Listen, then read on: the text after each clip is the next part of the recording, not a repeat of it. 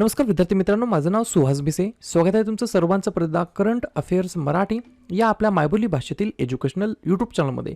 विद्यार्थी मित्रांनो, आज आहे 26 मे 2026. आजच्या दिवसाचे जेवढेही चालू घडामोडीचे महत्त्वाचे टॉप प्रश्न बनत असतील ते सर्व प्रश्न आपण या व्हिडिओच्या माध्यमातून पाहणार आहोत. तरी सर्वप्रथम आपण जर नवीन असाल, पहिल्यांदा या चॅनलवरील व्हिडिओ पाहत असाल तर चॅनलला या ठिकाणी अवश्य सबस्क्राईब सुद्धा करून घेऊ शकता. ठीक आहे, चला तर मग आपण आजच्या व्हिडिओला सुरुवात करूया. त्या अगोदर कालच्या व्हिडिओमध्ये जो काही शेवटचा प्रश्न विचारला होता त्या प्रश्नाचं उत्तर जाणून घेऊया. काय होता प्रश्न? आंतरराष्ट्रीय बुकर पुरस्कार 2026 ने कोणाला सन्मानित करण्यात आला आहे किंवा हा पुरस्कार कोणी जिंकलेला आहे? तर बऱ्याच विद्यार्थी मित्रांनी अगदी योग्य उत्तर टाईप करून सांगितलं आहे. पर्याय क्रमांक बी, यांग शुआंग जी असं त्यांचं नाव आहे. काय नाव आहे? यांग शुआंग जी असं त्यांचं नाव आहे. इंटरनॅशनल बुकर पुरस्कार अवॉर्ड 2026 त्यांना या ठिकाणी देण्यात आलेला आहे. क्लिअर? आता पाहूया विद्यार्थी मित्रांनो, प्रश्न क्रमांक पहिला. टोटल संपूर्ण व्हिडिओमध्ये 12 प्रश्न असतील. सुरुवातीपासून शेवटपर्यंत व्हिडिओ प्रामाणिकपणे पाहण्याचा प्रयत्न करा. एक एक प्रश्न महत्त्वाचा आहे. तुम्ही कोणत्याही परीक्षेची तयारी करा. प्रश्न क्रमांक पहिला काय आहे? संसद रत्न पुरस्कार 2026 या पुरस्काराअंतर्गत संसदेतील उत्कृष्ट कामगिरीसाठी महाराष्ट्र राज्याने किती पुरस्कार पटकावलेले आहेत?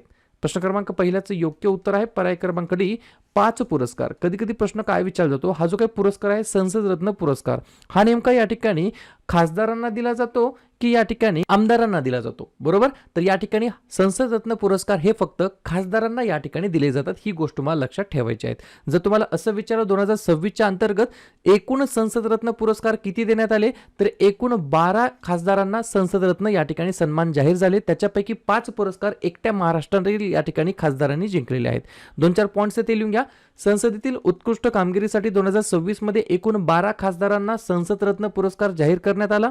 यामध्ये लोकसभेचे 10 तर राज्यसभेचे 2 खासदार आहेत. या गोष्टी लक्षात ठेवायच्या आहेत. आणि या 12 खासदारांमध्ये महाराष्ट्रातून सर्वाधिक 5 खासदारांचा समावेश आहे. महाराष्ट्रातील जर तुम्हाला विचारलं लोकसभेचे किती आहेत, तर लोकसभेचे 4 आहेत आणि राज्यसभेचे 1 आहेत. लोकसभेचे 4 कोणकोणते आहेत? तर डॉक्टर श्रीकांत एकनाथ शिंदे, नरेश म्हस्के, हेमंत सावरा आणि स्मिता वाघ. आणि राज्यसभेतून 1 खासदार या ठिकाणी कोण आहेत ज्यांनी संसद रत्न पुरस्कार जिंकला? तर डॉक्टर मेधा कुलकर्णी असं त्यांचं नाव आहे. ही देखील गोष्ट तुम्हाला लक्षात ठेवायची आहे. ठीक आहे. पुढचा प्रश्न, प्रश्न क्रमांक दुसरा. जसे की तुम्हाला माहित होतं, बरोबर, स्वतंत्र कृत्रिम बुद्धिमत्ता मंत्रालय स्थापन करणारं पहिलं राज्य कोणतं होतं? तर केरळम. बरोबर.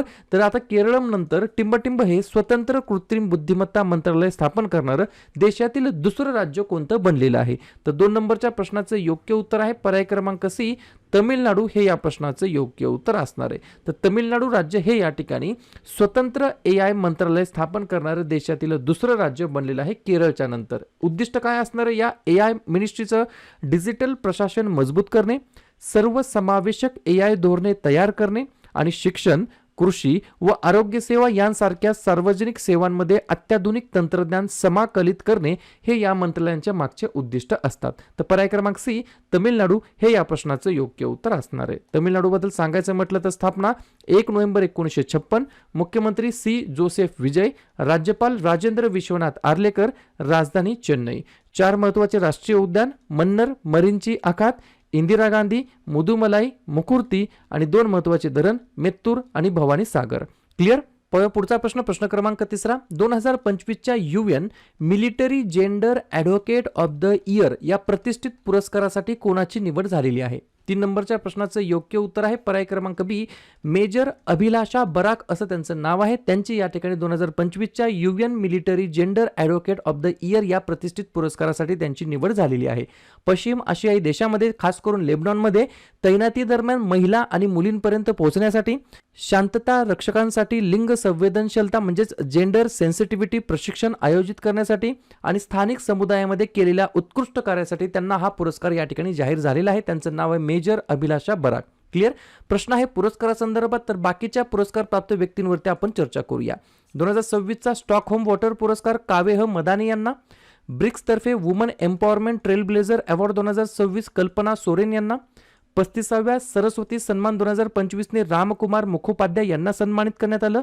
एबेल पारितोषिक गर्ड फाल्टिंग्स यांना, 2024-25 वर्षासाठी MS स्वामीनाथन पुरस्कार डॉक्टर सी श्रीनिवास राव यांना, मछली राष्ट्रीय पुरस्कार 2026 ने अनिता चौधरी यांना सन्मानित, पुलित्झर पुरस्कार 2026 सुवर्ण शर्मा आणि आनंद आरके यांना, 2026च्या नोबेल शांतता पुरस्काराने अरुणाचलम मुरुगनंथम यांना, जल चॅम्पियन अवॉर्ड 2026 बिसाती भारत यांना, प्रतिष्ठित ॲग्रिकोला पदक नरेंद्र मोदी यांना आणि UN military gender advocate of the year 2025 ने सन्मानित करण्यात आलं मेजर अभिलाषा बराक यांना. ठीक आहे. पुढचा प्रश्न क्रमांक 4 लिहून घ्या. वामन वन नावाचा इनिशिएटिव्ह आहे, उपक्रम आहे, कोणत्या राज्याने किंवा केंद्रशासित प्रदेशाने विकसित केलेला आहे?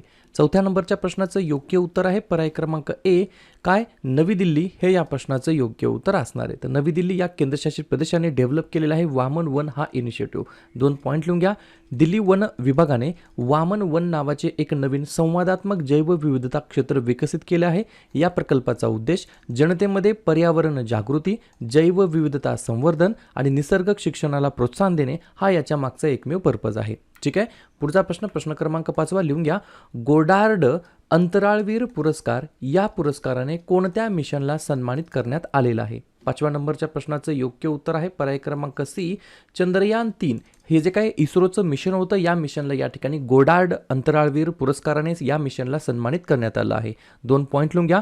भारतीय अंतराळ संशोधन संस्था ज्याला म्हणता येईल आपण इस्रो, तर इस्रो त्यांच्या ऐतिहासिक चंद्रयान 3 मोहिमेसाठी American Institute of Aeronautics and Astronautics बरोबर यांच्याकडून मानाचा 2025चा या ठिकाणी गोडार्ड ॲस्ट्रोनॉटिक्स पुरस्कार या ठिकाणी मिळालेला आहे चंद्रयान 3 या मिशनसाठी. याच्या मागचं कारण काय? तर चंद्राच्या दक्षिण ध्रुवावर चंद्रयान 3 चे यशस्वी आणि सुरक्षित लँडिंग करून इतिहास रचल्याबद्दल हा जागतिक सन्मान या ठिकाणी देण्यात आलेला आहे. कोणत्या संस्थेला? तर इस्रोला. इस्रोबद्दल बिलकुल इसरून जायचं नाही. लिहून घ्या. फुल फॉर्म आहे इंडियन स्पेस रिसर्च ऑर्गनायझेशन, भारतीय अंतराळ संशोधन संस्था मराठीमध्ये म्हणता येईल. स्थापना झाली 15 ऑगस्ट 1969. संस्थापक होते विक्रम साराभाई, अध्यक्ष आहेत व्ही नारायणन आणि मुख्यालय आहे बेंगलोर या ठिकाणी. क्लिअर.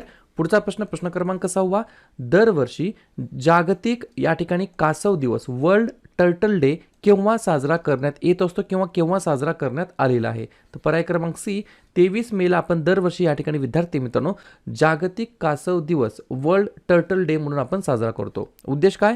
कासवांचे रक्षण आणि संवर्धन करण्याबाबत लोकांमध्ये जनजागृती निर्माण करणे आणि 2026ची थीम आहे या दिवसाची मी कासवांना मदत करण्याचे वचन देतो, म्हणजेच I pledge to help turtles. ठीक आहे. प्रश्न आहे महत्त्वाच्या दिवसाबद्दल.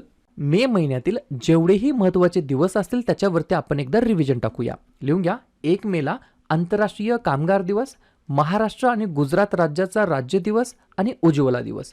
2 मे जागतिक ट्यूना दिवस, 3 मे जागतिक पत्रकार स्वातंत्र्य दिवस, 4 मे कोळसा खाण कामगार दिवस. मे महिन्याच्या पहिल्या मंगळवारी म्हणजेच यावर्षी 5 मेला जागतिक दमा दिवस, 7 मे जागतिक ॲथलेटिक्स दिवस, 8 मे जागतिक रेड क्रॉस दिवस, 11 मे राष्ट्रीय तंत्रज्ञान दिवस, 12 मे आंतरराष्ट्रीय परिचारिका दिवस, 14 मे जागतिक स्थलांतरित पक्षी दिवस, 15 मे कुटुंबाचा आंतरराष्ट्रीय दिवस. मे महिन्याच्या 3ऱ्या शनिवारी म्हणजे यावर्षी 16 मेला सशस्त्र सेना दिवस, 17 मेला जागतिक दूरसंचार दिवस आणि जागतिक उच्च रक्तदाब दिवस, 18 मे जागतिक एड्स लस दिवस आणि आंतरराष्ट्रीय संग्रहालय दिवस, 21 मे दहशतवाद विरोधी दिवस, 22 मे जैविक विविधतेसाठी आंतरराष्ट्रीय दिवस आणि 31 मे तंबाखू विरोधी दिवस आणि पुण्यश्लोक अहिल्याबाई होळकर यांची जयंती. क्लिअर. पुढचा प्रश्न क्रमांक 7 खालीलपैकी कोणता खेळाडू IPLच्या इतिहासामध्ये सर्वाधिक कमाई करणारा खेळाडू ठरलेला आहे रँकिंगमध्ये? तर पर्याय क्रमांक बी, विराट कोहली हे या प्रश्नाचं योग्य उत्तर असणार आहे. बरोबर. तर विराट कोहली हा खेळाडू या ठिकाणी IPLच्या आत्तापर्यंतच्या संस्करणामध्ये सर्वाधिक इतिहासामध्ये IPLच्या कमाई करणारा खेळाडू ठरलेला आहे. लक्षात घ्या. या ठिकाणी 1 नंबरला कोण आहे? तर विराट कोहली. जवळपास त्यांची जी काही एकूण कारकिर्दीतील कमाई आहे ती 230 कोटींच्या वरती पोहोचली आहे. 2 नंबरला आहे रोहित शर्मा 227 कोटी, 3 नंबरला आहे MS धोनी 200 कोटी. या गोष्टी तुम्हाला लक्षात ठेवायच्या आहेत. पुढचा प्रश्न क्रमांक 8 खालीलपैकी कोणत्या भारतीयाची कॉमनवेल्थ बुद्धिबळ संघटनेच्या अध्यक्षपदी नियुक्ती करण्यात आलेली आहे? तर पर्याय क्रमांक ए, भरत सिंग चव्हाण असं त्यांचं नाव आहे. काय नाव आहे? भरत सिंग चव्हाण असं त्यांचं नाव आहे. कॉमनवेल्थ चेस ऑर्गनायझेशन आहे त्याच्या प्रेसिडेंटपदी यांची नियुक्ती करण्यात आली आहे. ठीक आहे. तर भरत सिंग चव्हाण हे या ठिकाणी कॉमनवेल्थ बुद्धिबळ संघटनेचे अध्यक्ष या ठिकाणी झालेले आहेत. प्रश्न आहे नियुक्ती संदर्भात. तर लगेच काय करूया, बाकीच्या वेगवेगळ्या झालेल्या नियुक्त्यांवरती आपण रिव्हिजन टाकूया. लिहून घ्या. कॉन्फेडरेशन ऑफ इंडियन इंडस्ट्रीचे अध्यक्ष बनलेत आर मुकुंदन, पश्चिम बंगालचे मुख्य सचिव मनोज अग्रवाल, महाराष्ट्र राज्याचे मुख्य सचिव राजेश अग्रवाल, पश्चिम बंगाल विधानसभेचे अध्यक्ष रथिंद्र बोस, भारताचे नवीन CDS NS राजा सुब्रमणी, भारतीय नौदलाचे प्रमुख व्हाईस ॲडमिरल कृष्ण स्वामीनाथन, आशियाई वेटलिफ्टिंग फेडरेशनचे अध्यक्ष डॉक्टर सहदेव यादव, UIDAIच्या मुख्य कार्यकारी अधिकारीपदी सौरभ विजय आणि कॉमनवेल्थ बुद्धिबळ संघटनेचे अध्यक्ष म्हणलेत भरत सिंग चव्हाण. पुढचा प्रश्न क्रमांक 9, ग्रामीण स्वच्छता सर्वेक्षण 2025 मध्ये ग्रामीण स्वच्छतेमध्ये बरोबर का नाही रुरल क्लीननेसमध्ये कोणते पूर्वेकडील राज्य या ठिकाणी सर्वोत्तम ठरलेले आहेत? तर पर्याय क्रमांक डी बिहार हे या प्रश्नाचं योग्य उत्तर असणार आहे. 2 पॉईंट लिहून घ्या. जे काही सॉलिड आणि लिक्विड वेस्ट मॅनेजमेंट असतं, घन आणि द्रव्य कचरा व्यवस्थापन असतं, त्यानंतर खुले शौचमुक्त स्थिती आहे आणि जनभागीदारी या प्रमुख निकषांवरती हे रँकिंग करण्यात आलं आहे. या सर्वेक्षणानुसार भागलपूर जिल्ह्याने संपूर्ण पूर्वेकडील विभागामध्ये प्रथम क्रमांक पटकावून या ठिकाणी उत्कृष्ट कामगिरी केलेली आहे. तर पर्याय क्रमांक डी बिहार हे या प्रश्नाचं योग्य उत्तर असणार आहे. बिहारची स्थापना 22 मार्च 1912, मुख्यमंत्री सम्राट चौधरी, राज्यपाल सय्यद अता हसनैन, राजधानी पटना. 3 महत्त्वाचे राष्ट्रीय उद्यान वाल्मिकी, राजगीर, कानवर आणि एकच महत्त्वाचं धरण इंदापुरी नावाचं.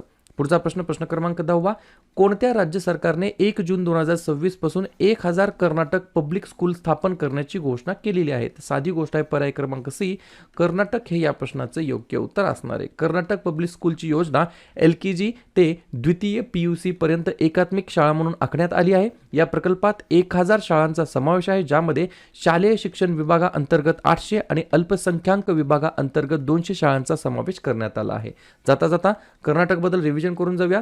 स्थापना 1 नोव्हेंबर 1956, मुख्यमंत्री सिद्धरामय्या, राज्यपाल थावरचंद गेहलोत, राजधानी बेंगलुरू. 4 महत्त्वाचे राष्ट्रीय उद्यान बांदीपूर, कुद्रेमुख, अंशी, बॅनरघट्टा आणि 5 महत्त्वाचे धरण तुंगभद्रा, कद्रा, अलमाटी, कृष्णाराजा आणि नारायणपूर.